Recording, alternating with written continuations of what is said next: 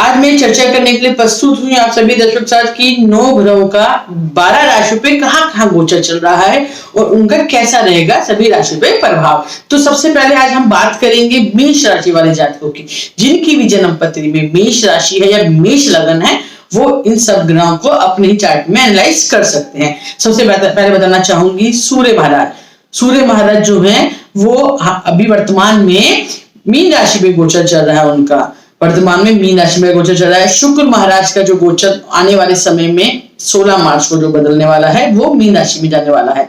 यूं तो शुक्र महाराज मीन राशि में उच्च के होते हैं, लेकिन 12वें भाव पे स्थिति बन रही है उनकी। मंगल महाराज जो मेष राशि वाले जातकों के स्वामी ही होते हैं, राशि के स्वामी होते हैं, वो इस समय राहु के साथ बैठे हैं। ये इतना अनुकूल नहीं है और इनका जो परिवर्तन होगा वो 14 अप्रैल 2021 में होगा। तो अभी आपको थोड़ा सा विलंब और लगेगा काम में जो आपके हो रहे हैं। जो आपका है बुध महाराज है जन्म पत्री में, वो आपकी जन्म पत्री में लाभ भाव में चल रहे हैं। जो आपकी जन्म पत्री में गुरु महाराज है, गुरु महाराज जो चल रहे हैं कुंडली में कर्म भाव 10वें घर में चल रहे हैं और आने वाले समय में वो 6 अप्रैल को राशि परिवर्तन करेंगे और वहां से वो लाभ के संकेत बनाएंगे आपके, मतलब भाग्य का साथ मिलेगा और लाभ के संकेत होंगे, लाभ की प्राप्ति भी होगी। बताना चाहती हूँ जो शनि महाराज है वो भी 10वें भाव में कर्म भाव पे यानी कि मकर राशि में ही मेष राशि वाले जातकों के चल रहे हैं। जो मंगल महाराज है वो मैंने आपको बता ही दिया है, वो वृष राशि में चल रहे हैं, राहु महाराज के साथ बैठे हैं। जो राहु महाराज है वो वृषभ राशि में गोचर कर रहे हैं और जो केतु महाराज है वो उनकी कुंडली में वृश्चिक राशि पे गोचर कर रहे हैं। और चंद्रमा का गोचर तो 2.25 दिन का होता है, वो हर 2.25 दिन बाद ट्रांजिट होता रहता है। तो मैं सभी दर्शकों को बताना चाहती हूँ मेष राशि वाले जातकों का, जिनका मुझसे परेशान है आचार्य जी हम बहुत टाइम से कम हमें 1 महीना हो गया, उससे भी ज्यादा, कि हम कोई प्रयास करते हैं तो उसमें सफलता क्यों नहीं मिल रही है। तो बताना चाहती हूँ मंगल का जो है फरवरी से ही 22 फरवरी से ही आपका जो गोचर हो गया है वो राहु के साथ स्थित हो गया है। जो आपके एफर्ट्स हैं इसलिए उसमें विलंब हो रहा है, आपको प्राप्ति नहीं हो रही है। जिसकी भी कुंडली में मंगल की दशा चल रही है, मंगल का प्रत्यंतर दशा चल रही है, मंगल का अंतर दशा चल रही है, ऐसे जातकों के कार्यों में विलंब अवश्य हो रहा होगा।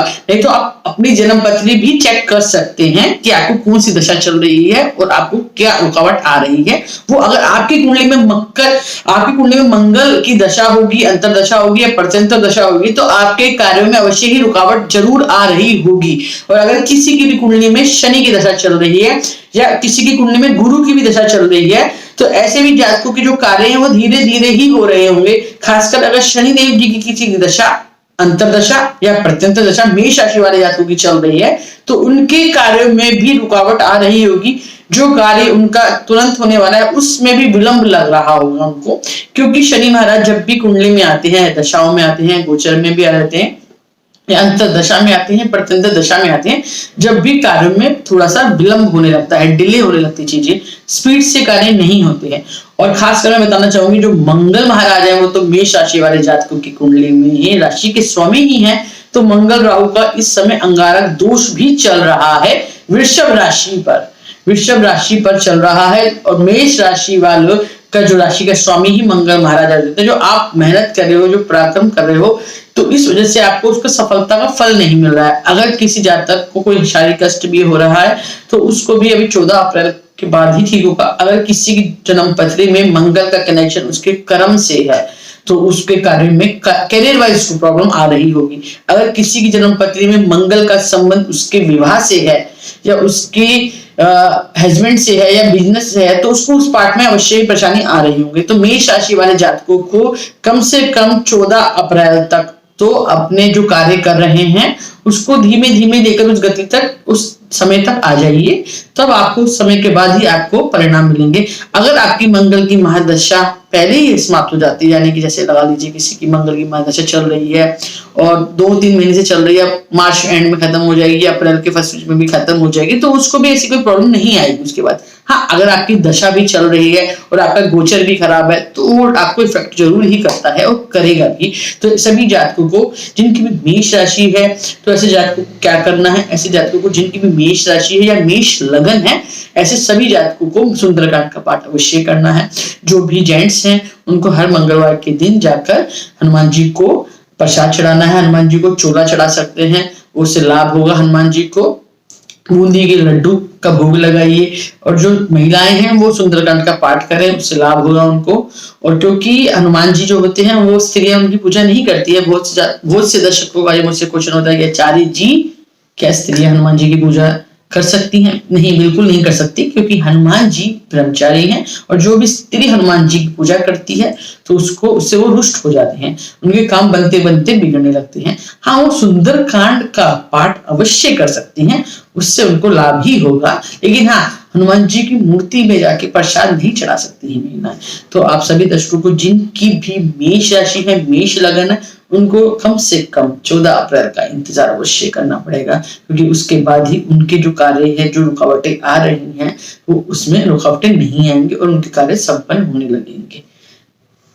जय माता दी।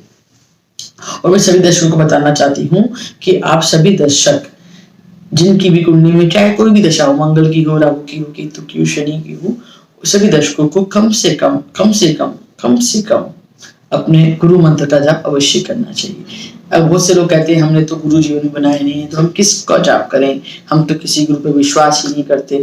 तो आप सभी को मैं बताना चाहती हूँ, जिन्होंने कोई गुरु नहीं बना रखा है तो वो राम जी को अपना गुरु बना लीजिए, वो नारायण जी को अपना गुरु बना सकते हैं, उनका जाप कर सकते हैं। आप राम राम की माला का जाप कीजिए, 11 बार जाप कीजिए, 21 बार जाप कीजिए, कम से कम पूरे दिन में 1 घंटा तो अवश्य ही आपको अपने पूजा पाठ में निकालना चाहिए। गौ की सेवा अवश्य करते रहें, क्योंकि गौ की जो सेवा करता है उसके जीवन में कभी भी कोई कष्ट नहीं आता। हाँ, ये जो है ग्रह नक्षत्र सबको प्रभावित करते हैं, लेकिन जितना वो नेगेटिव कर सकते हैं उतना नहीं करेंगे। अगर आप कुछ ना कुछ जीवन में अच्छा करते रहेंगे तो आपके जीवन में भी अच्छा होने लगेगा। और बहुत से लोग कहते हैं, सबसे आसान मंत्र मैं आपको बताती हूँ जीवन में अच्छा होने का, आप किसी का बुरा करना छोड़ दीजिए, आप बुरा करना ही छोड़ दीजिए, आपके जीवन में हमेशा अच्छा ही होने लगेगा। जय माता दी।